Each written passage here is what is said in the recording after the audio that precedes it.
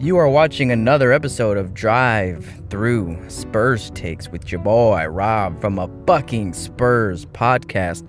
Small forwards, let's talk about them. There's really only 4. Now, some of these small forwards are going to play power forward throughout the season. We see that a lot. The main one coming back is Rudy Gay. Rudy Gay just signed a 2-year deal to be with us and got a pretty nice payday. And the thing is, we expect a lot out of Rudy Gay, but should we expect any more than what we got from him last year? And the answer is really no. I think last year we saw the best that we are going to get out of Rudy Gay, right? He can drop points for you. He can come off the bench. He can start it. He played 60 odd games of the 82, so he was healthy. And he started 51 of those games. And you know what? He had a career year in a couple stat categories. And so he deserves this money. He played his role to the best that he could. He gave us everything that we needed from him. And now we just locked him in and are asking him to do that for 2 more years. Okay, so he's going to be our Swiss Army knife coming off the bench. Sometimes he'll play small forward. Sometimes he'll play power forward when we want to go small ball and have LaMarcus Aldridge at the 5. So shout out to Rudy Gay for coming back, sticking it out with us for another 2 years. I think that's the best thing that ever could have happened for us at that position for the next 2 seasons. Now, let's talk about the first acquisition that we had this summer. DeMarre Carroll. That one came out of nowhere, right? And we're watching the free agency countdown and everything that was happening. Okay, it's like, okay, yeah, we re-signed Rudy Gay and we thought San Antonio was done with the free agency. But then about 30 minutes later, DeMarre Carroll has signed with the San Antonio Spurs. It's like, oh shit, we have one of the best 3-and-D guys out there. Guys, don't get it twisted. DeMarre Carroll is the definition of 3-and-D. He can guard 1 through 4. He plays the power forward a lot he played the power forward a lot in his time in Brooklyn, because they played a lot of small ball over there. So he can do both, and he shoots lights out. When I look at his highlights, he had a lot of games where he didn't score a lot in the first, didn't score a lot in the second, and then he drops 15 points in the third, right? So he can just light it up. He's one of those streaky shooters, right? Which is really going to take place of Bertans, right? So we let go of Bertans. We need a guy who can shoot a high percentage. I mean, Bertans led the league in 3-point percentage for a while, man. It's a shame the way it all went down with Bertans. But ultimately, I agree with the move to separate with him. But the way it all went down, I don't know, man. Poor Davis. I like Davis. But DeMarre Carroll is going to be the one that's going to pick up that void on the 3-ball. And he does do a lot more than Davis could. DeMarre Carroll can attack you off the dribble, and he can go to the free throw line, and he can defend. Okay, so DeMarre Carroll coming in is going to be coming off the bench. Or, I don't know, maybe he starts some games. You never even know. But DeMarre Carroll backing up Rudy Gay at the second small forward spot that I want to talk about. Okay, so third, also small forward / power forward. I think where these players that we're talking about play both. The first 2 I talked about play more of the small forward. I think Trey Lyles plays more at the power forward.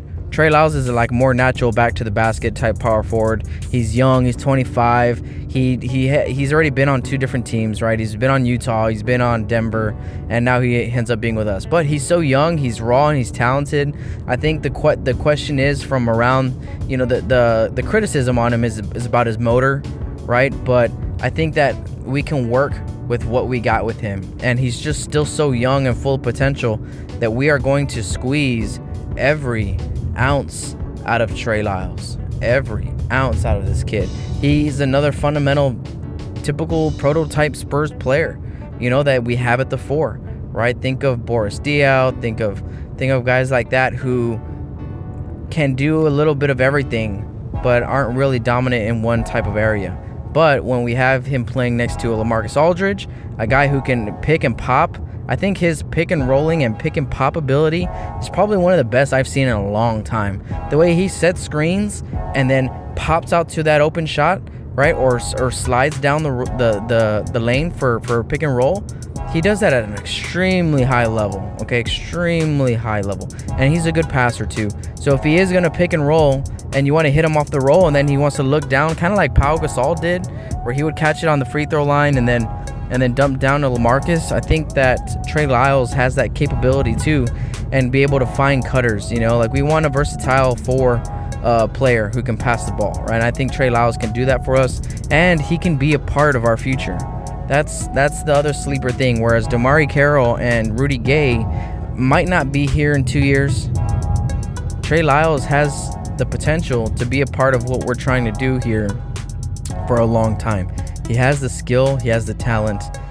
Now it's just all about squeezing it out of him and, you know, coding in, uploading our Spurs way and our culture into this kid who, and there was a video that came out where he came out and said that Tim Duncan was his favorite player because Tim Duncan wasn't the most athletic, wasn't you know, the best shooter or whatever, but he was still the best player on the floor, and that's what he tries to be. He's like, I'm not the most athletic player either, but I still want to impact the game and be one of the dominant players on the floor. So Trey Lyles, welcome to San Antonio, baby. We're ready for this.